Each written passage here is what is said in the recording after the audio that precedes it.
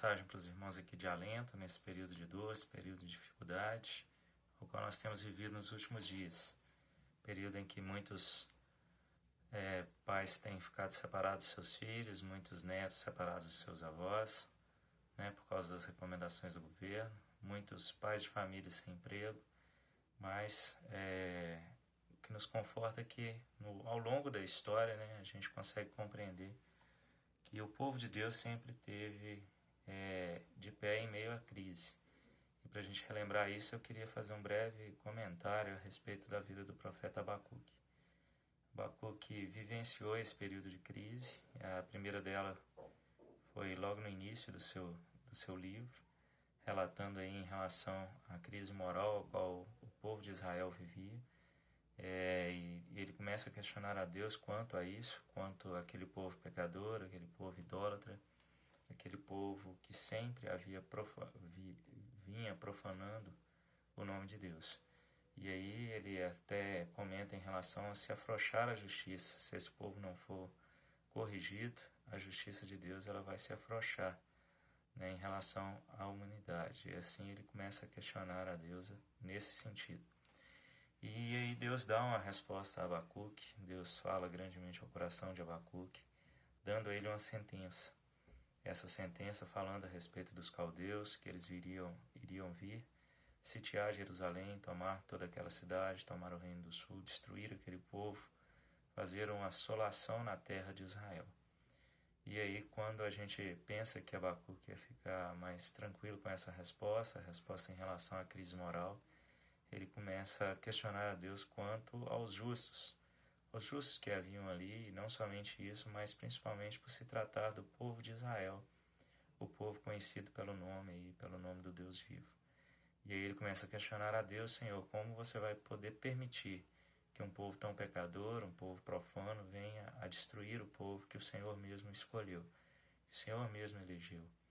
E aí ele se coloca na sua torre de vigia, uma crise que ele estava vivendo naquele momento, um período ao qual nós vivemos hoje, período de incertezas, período de dúvidas, período que muitos de nós queremos ter as respostas até quando vai durar essa pandemia, até quando vai durar essa crise.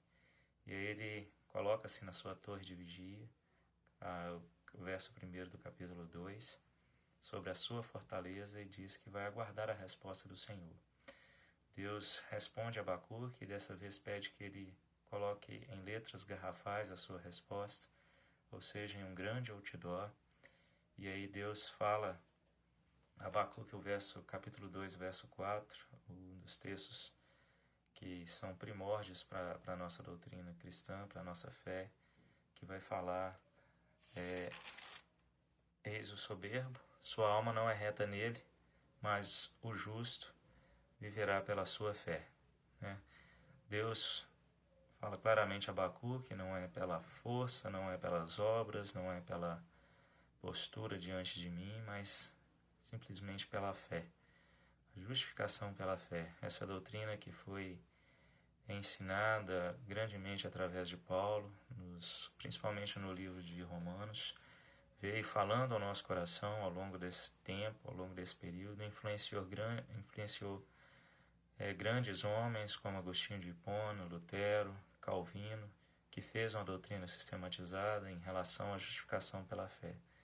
E assim deve ser a nossa postura. Quando Abacuque ouve essas palavras, ele muda de conduta diante do Senhor, seu coração já tem um certo alento.